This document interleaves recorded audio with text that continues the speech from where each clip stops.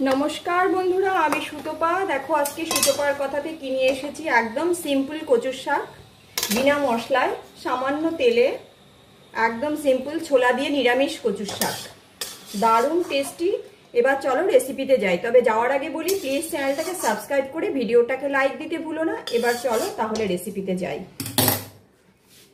देखो कचुर शाकगुलोके पुरो परिष्कार करे आमी किन्तु एरकम करे केटे नियेछि। आमी धरबो ना, আমার হেল্পিং হ্যান্ড আমায় কেটে দিয়েছে। এবার একদম এরকম করে আমি কেটে নিয়েছি, পুরো পরিষ্কার ভালো করে ধুয়ে নিয়েছি, ধুয়ে তারপরে কেটেছি। একদম মানে ভেতর দিয়ে আঙুল দিয়ে এরকম করে পরিষ্কার করে ধুয়ে নিয়েছিলাম। আর এদিকে দেখো ছোলা আমি ভিজিয়ে রেখেছি রাত্রেবেলা।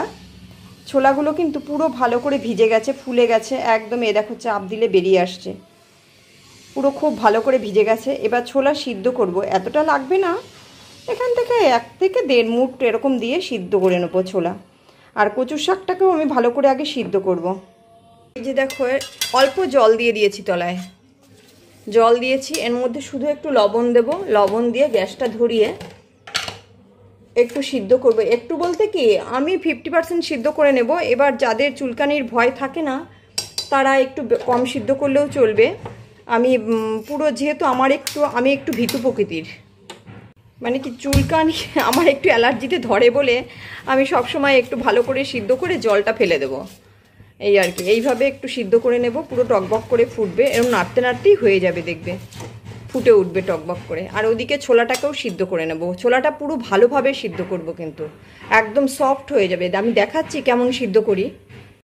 এই দেখো কেমন ফুটে গেছে, একদম জল বেরিয়ে গেছে, আরও জলের সাথে জল মিশে। এবার এটা এখান থেকে গ্যাসটাকে অফ করে নিই।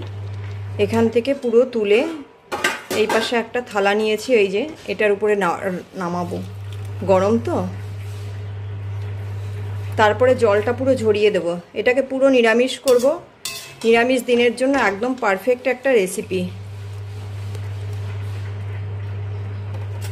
এইভাবে কাত করে রেখেছি তলায় একটা ছুরি দিয়ে, পুরো জল ঝরার জন্য।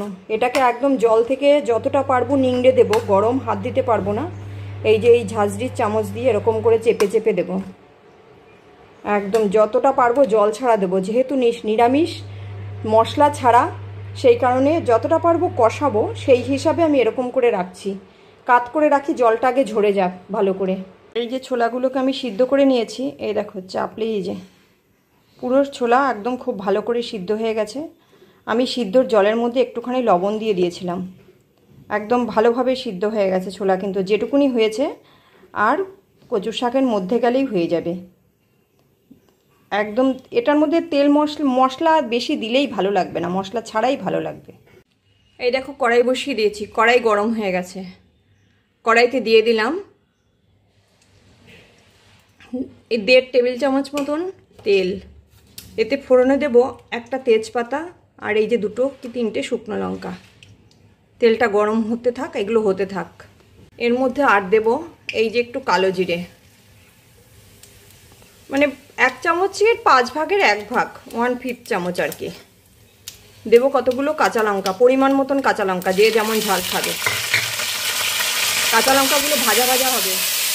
এদিকে এই ছোলাটার ব্যবস্থা করিনি, ছোলাটা মিক্সির জারের মধ্যে দিয়ে দেবো।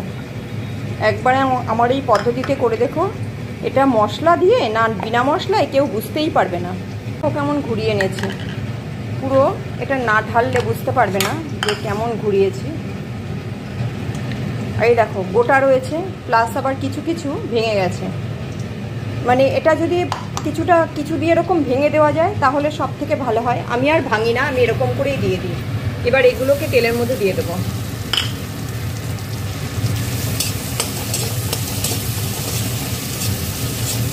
এবার এই তেলের মধ্যে দেব একটু লবণ আর একটু হলুদ। লবণটা নিশ্চয়ই পরিমাণ মতন, কারণ আগে দিয়েছি একবার। কচুর শাক সিদ্ধর সময় লবণ দেওয়া আছে, ছোলা সিদ্ধতেও আমি অল্প দিয়েছিলাম। আর এই হলুদ।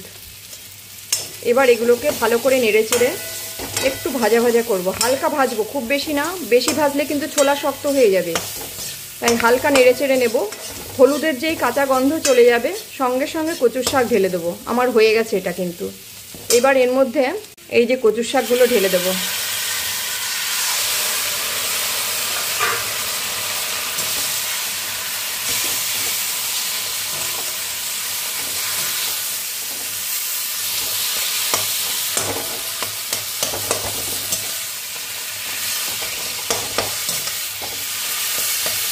ভালো করে মেশাবো। এবার খুব ভালো করে মেশাবো, এটা দিয়ে হবে না, এবার খুন্তি আনতে হবে। কচুর শাকে একটু চিনি না দিলে টেস্ট কম, মানে ভালো আসে না, আমার কাছে ভালো লাগে না। অল্প একটু চিনি দিলাম ব্যালেন্সের জন্য। আর একটুখানি দেব, সেটা পরে দিচ্ছি কি দেব। ওই যে বললাম বিনা মশলায়, সেই সামান্য কি দিচ্ছি। এইবার এটাকে খুব ভালো করে কষাবো, একটু সময় দিয়ে গ্যাস কমিয়ে ঢাকা দিয়ে কষাবো, কেন তাহলে ছোলা কচুর শাক খুব ভালো করে মিশে যাবে। আর ছোলা তো কিছু ভেঙে গেছে, এতে টেস্টটা আরও বাড়বে। এই যে যদি আমরা গ্যাস কমিয়ে একটু ঢাকা দিয়ে দিয়ে করি, খুব বেশিক্ষণ সময় লাগে না, এইভাবেই নেড়ে চেড়ে নামাবো। গ্যাসটা লো টু মিডিয়ামে দিয়ে দিলাম, দিয়ে এটাকে ঢাকা দিয়ে দেবো আমি। ঢাকা দিয়ে 2 মিনিট কি 1 মিনিট বাদে বাদে নাড়বো আর ঢাকবো। দেখো, এই দেখো পুরো মিশে গেছে। অবশ্যই বাহাতে একটু ধরে নেব, না হলে তো উল্টে পড়তে পারে। লঙ্কা সব সময় তেলে দিতে হবে। এইবার দেবো একটুখানি, মানে হাফ চা চামচ যেরকম, একটুখানি সামান্য একটু আমার রেখেও দিলাম, সামান্য যত কম দেওয়া যায়, ভাজা মশলা। ভাজা বলতে ধনে, জিরে, শুকনো লঙ্কা, তেজপাতা সমস্ত কিছু মিশিয়ে, লঙ্কা দুটো দেই, শুকনো লঙ্কা খুব বেশি না, শুধু গন্ধের জন্য, দিয়ে মিশিয়ে আমি শুকনো কড়াইতে ভেজে গুঁড়ো করে রাখি। সেই মশলাটা দিলাম একটুখানি, শুধু সেন্টের জন্য, এটা কোনো টেস্টের জন্য না, শুধু সেন্টের জন্য। এই যে ছোলা যে কিছু পিষে গেছে, কিছু গোটা আছে, এই দুটো মিলিয়ে এটা দারুণ টেস্ট হয়। এবার গ্যাসটা বাড়িয়ে দিলাম, গ্যাস এটা অবশ্যই হয়ে এসছে। এবার গ্যাসটা বাড়িয়ে শুধু একটু কষাবো এটাকে, আর কিচ্ছু না।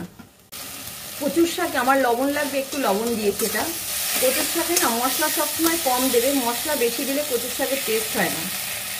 মশলা না দিলেই কচুর শাক বেশি ভালো হয়, ওই জন্যই আমি একদম কম মশলায় দিলাম, মানে মশলা দিলামই না। দেখো তেলও সামান্য, মশলাও সামান্য। আর কচুর শাকের উপরে নির্ভর করে শাকের টেস্ট।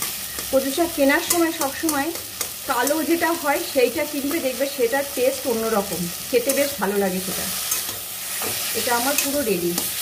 একটু গ্যাস বাড়িয়ে এই যে নেড়ে চেড়ে কষিয়ে নিলাম, এটা পুরো রেডি হয়ে গেছে। এটা এবার নামিয়ে দেবো আমি। এবার এটাকে নামিয়ে নিই।